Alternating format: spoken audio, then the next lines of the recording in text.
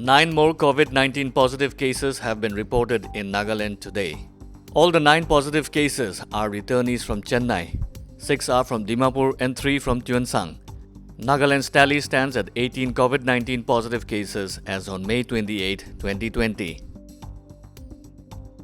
Enraged by the indifferent attitude of the state government for sending Chennai returnees from Tuensang district even before the sample tests were out, Confederation of Chang Students Union staged protests during the ministerial team visit to Tuensang today. Sending off the Chennai returnees to Tuensang before getting the test results with 3 pieces of Mary biscuits and mineral water, the sentiments of the Tuensang citizens and the protesters retaliated in the same way by showering with Mary biscuits and bottle of water to the visiting team as they headed back to the helipad.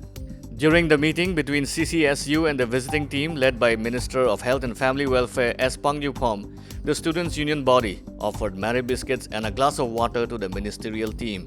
After one of the travelers tested positive, another 2 persons were tested positive today in Tuensang, all of them Chennai returnees. Speaking to Northeast 8, CCSU President Chengmak Kumchuba said CCSU initially invited only the sub-unit leaders since social gathering was not encouraged.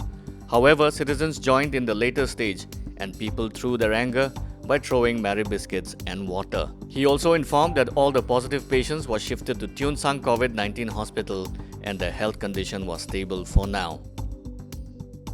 Eastern Nagaland People's Organization (ENPO) demanded the Chief Minister to immediately initiate disciplinary action against the government officials involved in the deliberate mismanagement and discrimination towards Eastern Nagaland by sending COVID-19 patients along with 168 passengers back to Tuensang from Kohima without waiting for the results of their test samples. The representation was submitted today during its meeting with the Chief Minister, Chief Secretary and other senior government officials. Eastern Nagaland People's Organization said the complacency of the authorities in handling the suspected COVID-19 cases was however exposed when the results of one of the Tuensang-bound passengers returned positive, yet by the time the patient along with another 168 co-passengers had already reached Tuensang. Eastern Nagaland People's Organization moved 5 demands which included immediately initiating disciplinary action against those government officials involved in deliberate violation of SOP and forcefully directing to transport the stranded people to Tuensang, thereby sending a COVID patient along with 168 passengers without waiting for the results of the test samples, endangering the lives of many in the process. They also stated that the state government should immediately send more medical doctors and experts to the 4 districts of Mon, Longlang, Tuensang and Kiferi. Sanction required funds for the 4 districts for handling COVID-19 crisis. Immediately set up BSL-2 lab as committed by the state government. Set up isolation wards in the 4 districts of Mon, Tuensang, Longlang and Kiferi, and updation of the daily status reports to the district in charge legislator in order to ensure proper coordination. With thousands returning to the state and positive cases on the rise, Nagaland state government has taken the decision to establish a biosafety lab level 2 in Tuensang district headquarters.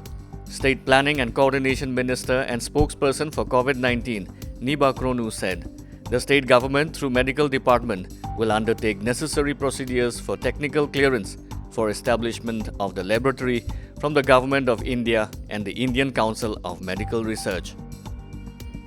In another development, the state government has also taken the decision to set up TrueNet testing facility in all the districts of the state. The state government has taken a decision that all the stranded citizens outside the state who return to Nagaland will be tested for COVID-19 and they will proceed to their respective districts only after the results of the tests are made available. Even positive cases will be returned to their respective districts as each district has established COVID-19 hospitals. Positive cases will be transported to respective districts following all safety procedures and norms. Nagaland Board of School Education today announced that the provisional results of the HSLC and HSSLC examinations 2020 would be declared in the late afternoon of May 30th, 2020. In a notification, NBSC Chairman Asano Sekose stated that the results would be made available in 4 modes: Internet, SMS, Android mobile app, and printed document form. Meanwhile, Nagaland Board of School Education has informed that in view of the COVID-19 pandemic lockdown and in order to maintain social distancing, the documents would be issued to the center superintendents only from June 5th onwards. The center superintendents have been asked to collect and distribute to the schools coming under his or her center. The dates of collection would be prepared district-wise and made available in the board's website and district WhatsApp groups. All center superintendents have been requested to check the dates and collect accordingly. Department of Health and Family Welfare issued the latest COVID-19 sample testing status of Nagaland as on May 28, 2020. Cumulative number of samples sent for testing 1,702. Number of results received 1,276. Total number of positive results 18. Total number of negative results 1,258. Number of samples sent after 3 p.m. of May 27 to 3 p.m. of May 28, 196. Number of samples awaited 426. Number of samples tested by TrueNet 63. Number of samples tested negative by TrueNet 59. Number of samples tested positive by TrueNet 0. Number of sample results awaited 4. Number of persons presently at facility quarantine 3,414. Number of persons out of home quarantine 7,190. From all of us here at NE8, stay safe.